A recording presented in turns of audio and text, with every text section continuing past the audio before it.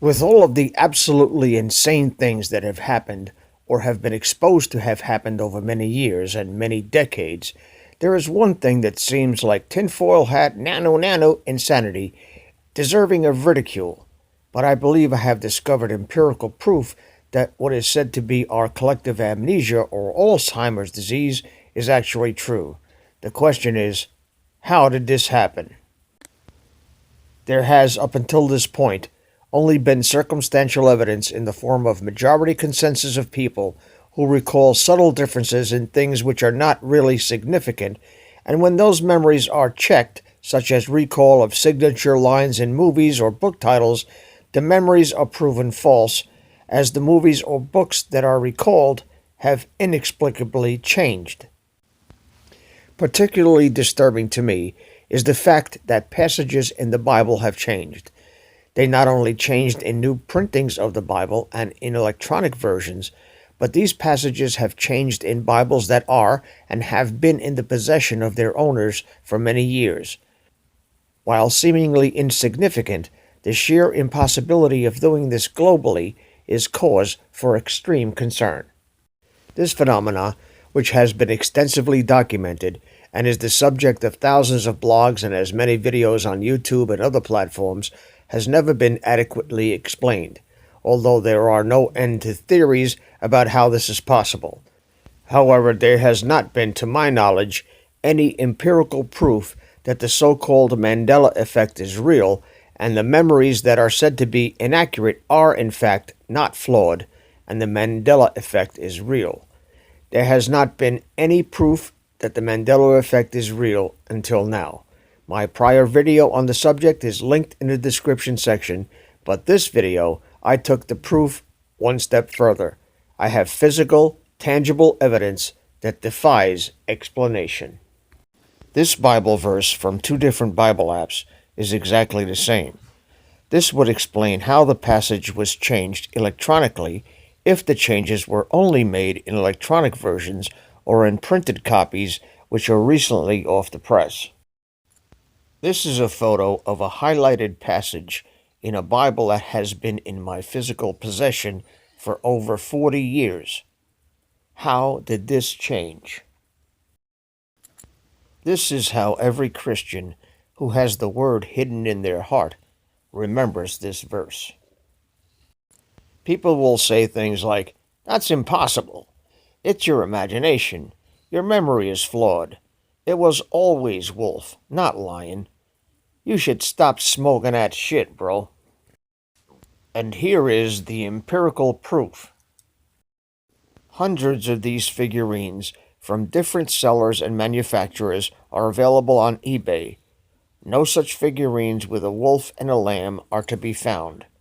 How is that? And if you think I'm lying, just go to eBay and perform this test yourself. You see, there's more than you can scroll through, and it's obvious that these figurines draw their inspiration from the Bible because some of them have angels also included in the sculpture. You can scroll through as many as you want, but you will never find one that has a wolf and a lamb associated with it. All lion lambs, but no wolves. Hello, this is Dave from Net for Truth USA. It is January 16th, 2019. And you have seen the result of 2 days worth of incessant research. I don't know where to begin with this, but it led me down a number of rabbit holes. One was Heisenberg's uncertainty principle, which says that matter is a conglomeration of probabilities. The double slit experiment, that photons or light appears to be both a physical particle and a wave in space. The grandfather paradox, which says you cannot go back into the past and murder your grandfather because if you murder your grandfather, you would not exist. That theory has been proven false. You can go back in the past, if you had the machine to do it, murder your grandfather, and come back into your own timeline, or what appears to be your own timeline, which is another timeline that you created by going back in time and murdering your grandfather. But that's such a rabbit hole that I don't understand it. I kind of understand it. I kind of know where they're coming from. But, I mean, after I went through eBay, and I made that prior video, and this came up again, I said, there has to be a resolution to this, because this is seemingly innocuous. It's seemingly trivial, but if it is possible, it tells us something about the world that we live in that we do not know. And after looking at those listings on eBay, I said to myself, Mel, well, maybe if I order something from eBay on this note, I will get something different. I will get, instead of a lion and a lamb, I'll get a wolf and a lamb. So I went and ordered one of those figurines from eBay. And this comes from Joseph's shop, Joseph's studio. And what it is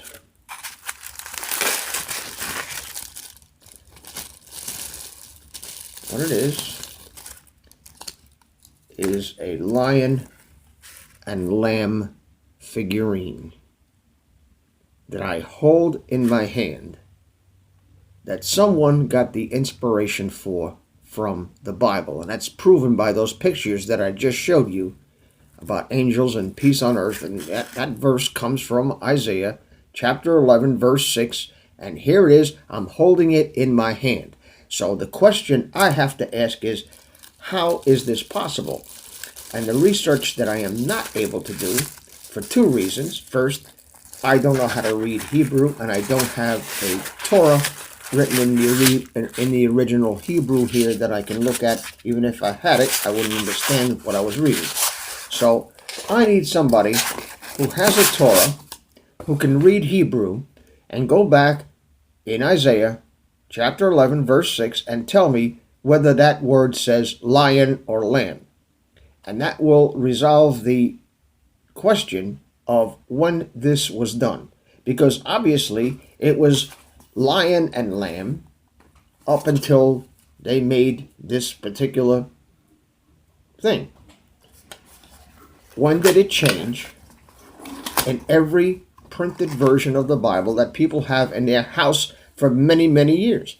This thing has to be resolved. I know it seems innocuous, I know it seems trivial, but it's not trivial. If they can do this with the Bible, they can do it with anything. This is Dave from Net for Truth USA. Put your comments, and if you have a resolution for this, or if you know it, give me a call and let me know what you think is going on, because I am baffled. Thank you for watching.